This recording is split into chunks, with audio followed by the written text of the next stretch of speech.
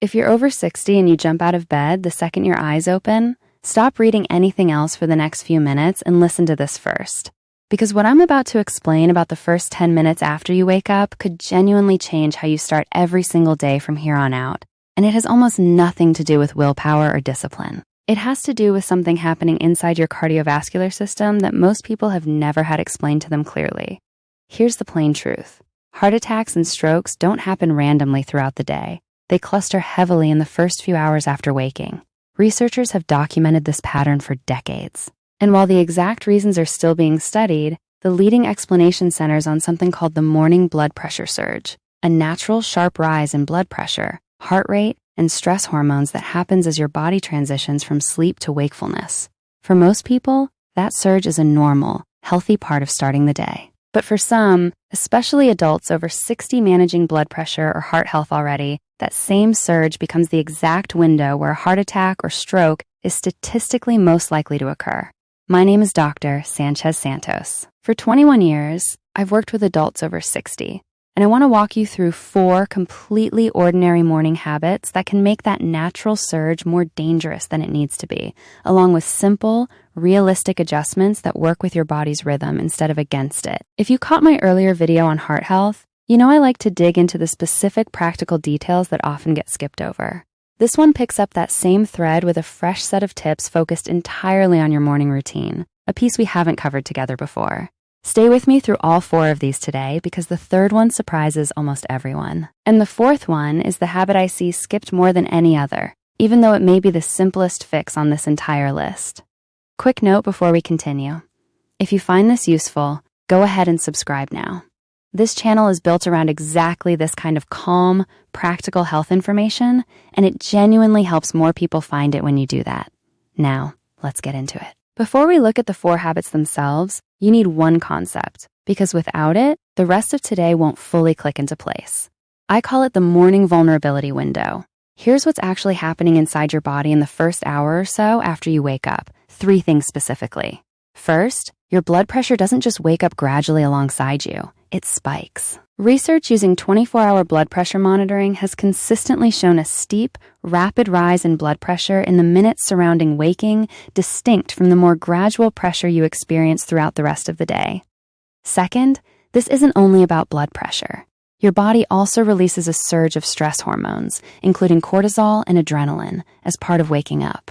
And those hormones further activate your cardiovascular system, increasing heart rate and how hard your heart is working, right as that blood pressure spike is also happening. Third, and this is the part most people never hear about, several large studies have found that an unusually steep or exaggerated version of this morning surge is associated with a meaningfully higher risk of stroke, specifically in older adults with existing high blood pressure, above and beyond what their blood pressure looks like the rest of the day. To put a number on that, researchers who've studied this specifically have found that an exaggerated morning blood pressure surge is associated with roughly a 30 to 45% increase in hazard of cardiovascular events compared to a more typical, gradual morning rise. That's a meaningful difference, and it's specifically tied to how steep and sudden that surge is, not just to someone's overall blood pressure numbers throughout the day.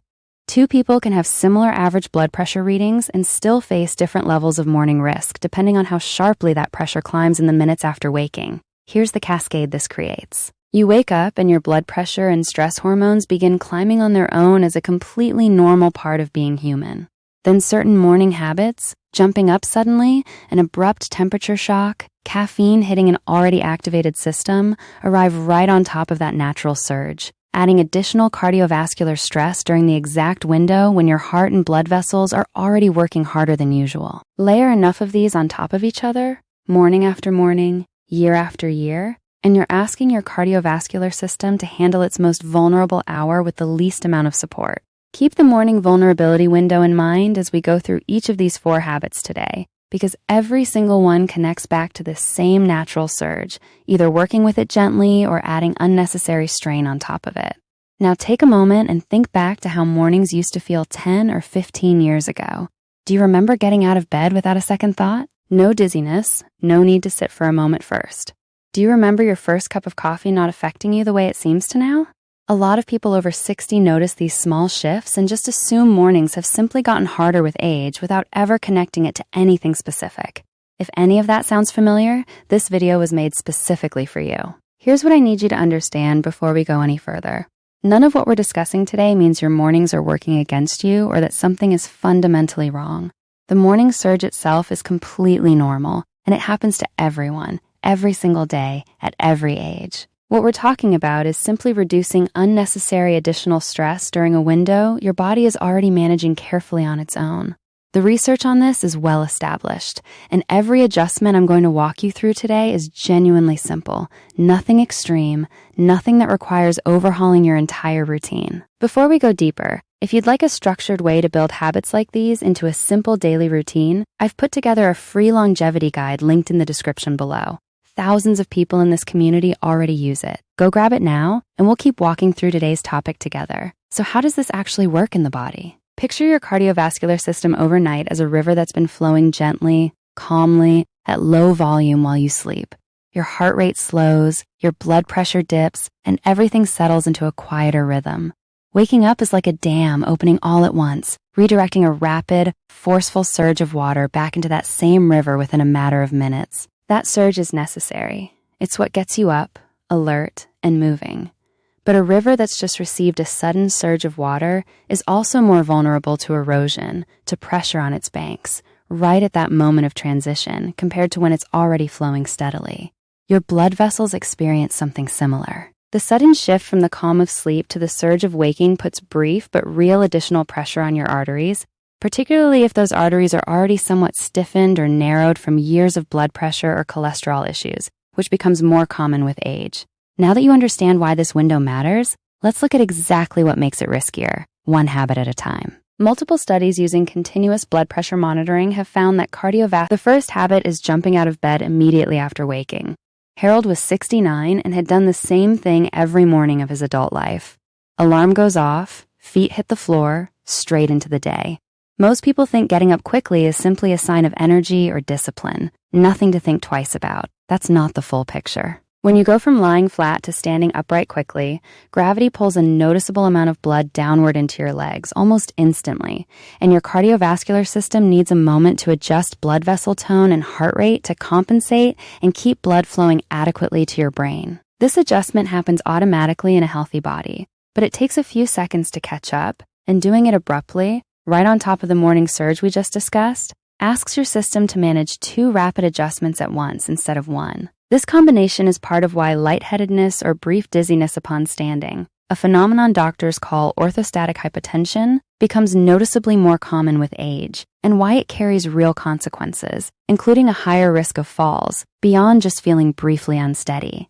It's worth knowing what this actually feels like, since it's easy to dismiss as simply not being a morning person. A brief graying or dimming of vision upon standing, a few seconds of unsteadiness, or a feeling of your heart briefly racing or fluttering right after getting up are all common signs of this adjustment period being pushed too quickly.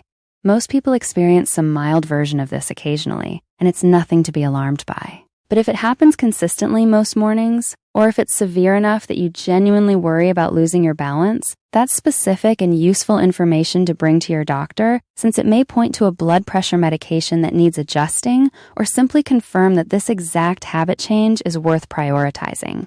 The practical fix here is simple. When you wake up, sit on the edge of the bed for 1 to 2 minutes before standing.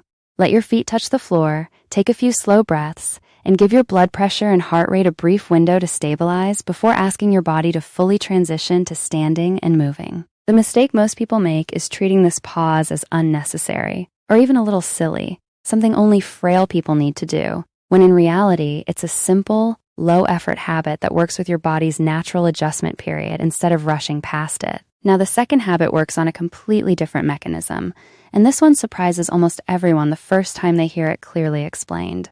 Drinking coffee on an empty stomach first thing in the morning. Dorothy was 72, and her morning coffee had been the very first thing she reached for every day for as long as she could remember, often before she'd had a single sip of water. Most people think coffee's effects on the body are essentially the same, no matter when you drink it. That's not quite accurate when it comes to timing relative to this specific morning window. Caffeine is a stimulant that activates your sympathetic nervous system, the same fight-or-flight system already ramping up as part of your natural morning surge. And research has consistently shown that caffeine produces a measurable, acute rise in both blood pressure and heart rate shortly after consumption, an effect that tends to be more pronounced in people who don't drink caffeine regularly and somewhat blunted, though not eliminated, in habitual coffee drinkers. The concern isn't that coffee itself is dangerous for most people with healthy hearts. It's the timing. Drinking it immediately upon waking means the caffeine's own stimulating effect lands directly on top of the natural surge already happening, rather than after that initial surge has had a little time to settle. The practical fix is straightforward and doesn't require giving up coffee at all. Drink a full glass of water first thing when you wake up and give yourself 20 to 30 minutes before your first cup of coffee. This isn't about caffeine being forbidden. It's about not stacking two separate cardiovascular activators directly on top of each other during your body's most sensitive window. If you're currently on blood pressure medication, this is also worth mentioning to your doctor specifically, since certain medications and caffeine sensitivity can interact in ways that are worth understanding individually rather than guessing about.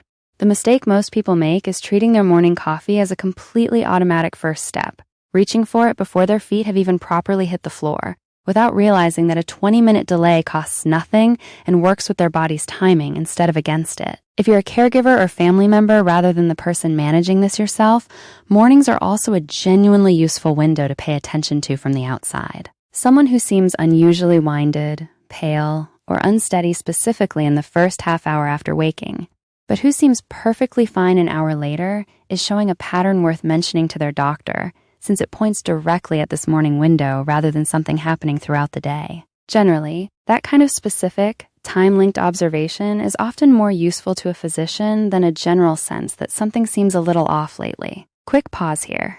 Has your doctor ever specifically talked to you about the timing of your morning coffee in relation to your blood pressure? Drop a comment and let me know either way. You'd be surprised how many people watching this have never had that specific conversation, even if they've discussed blood pressure at length otherwise. All right, everything up to this point has mattered, but what I'm about to share now is where the real conversation begins. These are the two habits people come back and tell me changed how they think about their entire morning routine, not just their heart health specifically. The third habit is taking an extremely hot or extremely cold shower immediately after waking, and this is the one that genuinely surprises most people the first time they hear it laid out clearly. Frank was 70 and had taken pride for years in starting every morning with an intensely hot shower, the hotter, the better, as a way to wake himself up quickly. Most people think shower temperature is purely a matter of comfort and personal preference with no real cardiovascular relevance. That's a significant gap in understanding, because sudden extreme temperature changes trigger genuine, measurable cardiovascular responses. Very hot water causes your blood vessels near the skin to widen rapidly, which can cause blood pressure to drop somewhat suddenly, particularly as you step out of the heat afterward. Very cold water does close to the opposite. It triggers a rapid constriction of blood vessels and a sympathetic nervous system response, similar in nature to the fight or flight activation we discussed with caffeine, temporarily raising blood pressure and heart rate. Either extreme on its own is a manageable adjustment for most healthy cardiovascular systems, but layering either extreme directly onto the already active morning surge asks your blood vessels to make another significant, rapid adjustment during a window where they're already working harder than usual. The practical fix here is genuinely simple. Use a lukewarm shower, particularly for the first several minutes, rather than jumping straight to an extreme temperature the moment you step in. If you enjoy a hotter or colder shower as part of your routine, that's not something you necessarily need to give up entirely. Consider saving the more extreme temperature for a bit later in your shower once you've eased into it, rather than starting there immediately upon waking. If you have any diagnosed heart condition, uncontrolled blood pressure, or a history of stroke, this is a conversation worth having directly with your doctor, since sudden temperature extremes can carry more meaningful risk for some people than others, and an individualized answer is more useful than a blanket rule. It's worth understanding why this matters more with age specifically, rather than being a concern at every stage of life equally.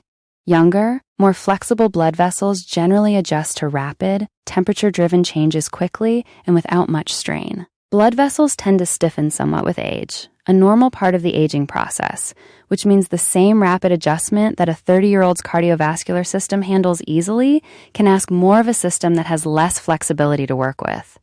This isn't a reason to fear a hot or cold shower entirely. It's simply why easing into a temperature extreme, rather than starting with it immediately, becomes a more meaningful precaution as we get older. The mistake most people make, exactly like Frank, is treating an intense shower temperature as an energizing, harmless habit, without realizing it's asking their cardiovascular system to do real, measurable work at the exact moment it's already managing a natural surge on its own. Within just a few days of easing into a lukewarm shower rather than an extreme one, many people notice they actually feel steadier and more clear-headed getting out, rather than the brief lightheadedness some people experience after a very hot shower in particular. It's a small shift, but one that tends to be noticeable almost immediately, which makes it an easy habit to stick with once you try it.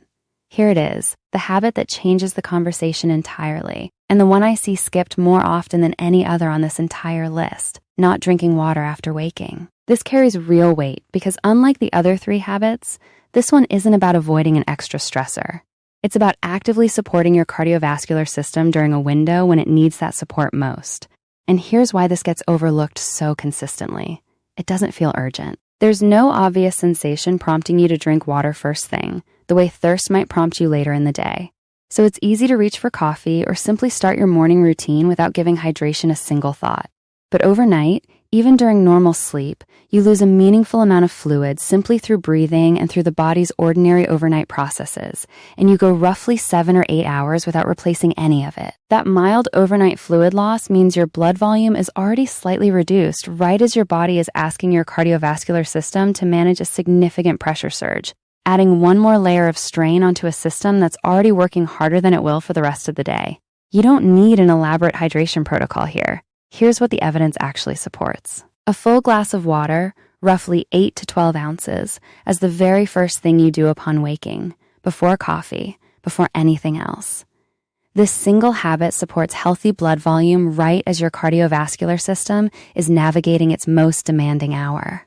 And it pairs naturally with the pause we discussed in Habit 1, giving your body a moment to hydrate and stabilize before you're up and moving through your day. If you take a diuretic or blood pressure medication that affects your fluid balance, this habit is worth mentioning to your doctor specifically, not because it's dangerous, but because your individual fluid needs may differ slightly from a general recommendation, and your doctor can tell you if any adjustment makes sense given your particular medications. A practical tip that makes this habit easier to actually stick with: keep a glass or bottle of water on your nightstand the night before, so it's the very first thing you see upon waking rather than something you have to get up and find. Small friction points, like having to walk to the kitchen first, are often the difference between a habit that sticks and one that quietly falls away after a few days.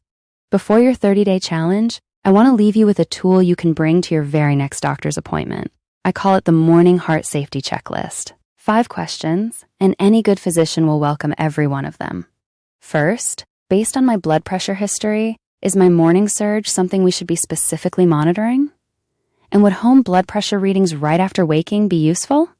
Second, given my current medications, is there anything about morning timing, coffee, showers, or getting up that I should be handling differently? Third, have I ever experienced dizziness or lightheadedness upon standing? And if so, is that something we should be evaluating further? Fourth, is my current caffeine intake and its timing appropriate given my blood pressure and heart health specifically? Fifth, are there warning signs specific to morning hours, chest discomfort, sudden weakness, vision changes that I should treat as an emergency rather than waiting to see if they pass? If your doctor brushes off those 5 questions, that tells you something important too about how closely your morning routine is being considered as part of your overall heart health. Notice that none of these 5 questions ask your doctor to do anything dramatic or unusual. They're simply designed to connect the dots between your existing blood pressure history, your current medications, and this specific 1-hour window we've spent today walking through. Most physicians appreciate a patient who arrives with focused, specific questions like these because it makes the conversation more efficient and more useful for both of you, rather than a general "how am I doing" check-in that doesn't point toward anything actionable. Here's your challenge for the next 30 days. Build these 4 small adjustments into your morning one at a time, if that feels more manageable. Sit on the edge of the bed for 1 to 2 minutes before standing. Drink a full glass of water before your first cup of coffee, waiting 20 to 30 minutes in between. Start your shower lukewarm rather than at an extreme temperature. And treat all 4 of these as one connected morning routine rather than 4 separate rules to remember.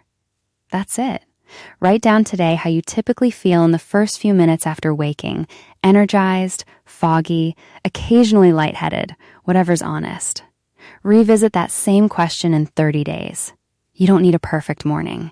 You need a consistent one. And the difference in how your mornings feel by the end of 30 days will genuinely surprise you. If you want to track this a bit more concretely, rather than relying purely on how you feel, a simple home blood pressure cuff, taken right after your 1 to 2 minute pause on the edge of the bed, gives you an actual number to compare over time rather than just a subjective impression. You don't need anything elaborate.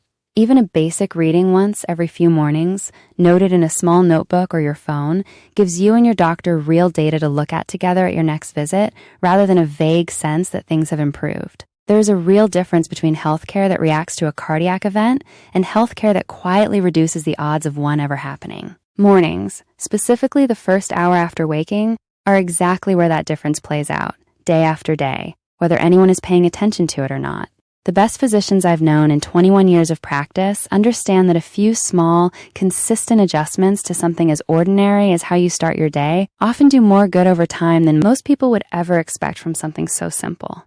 But that's not a minor point either. So much of cardiovascular medicine focuses, understandably, on the big levers, medication, major dietary changes, exercise programs. Those all matter enormously. And nothing in today's video is meant to replace any of them. But the morning window we've discussed is one of the few places where a genuinely small, 5-minute adjustment intersects directly with a well-documented period of measurable cardiovascular risk. That combination, low effort paired with a specific, well-understood window of vulnerability, is rare enough in medicine that it's worth taking seriously precisely because it's so simple and precisely because it costs you nothing to try starting tomorrow morning. You've probably never thought of your morning routine as a genuine piece of your heart health, something separate from diet, exercise, or medication. That's not the full picture, and it's not what I've seen in 21 years of working with people exactly like you. You're not doing anything wrong by how you've started your mornings until now. Most people have simply never had this specific window explained to them clearly. You have every right to understand what your body is doing in that first hour, and every right to make it a little easier on itself. Start tomorrow morning with 1 glass of water and 1 extra minute sitting on the edge of the bed. That's genuinely all it takes to begin. If this gave you something useful, go ahead and subscribe. That's exactly what this channel is built for. Calm, honest, science-based guidance without the extremes you see everywhere else online. And don't forget the longevity guide linked below if you want a structured way to bring all of this together. I'll see you in the next one.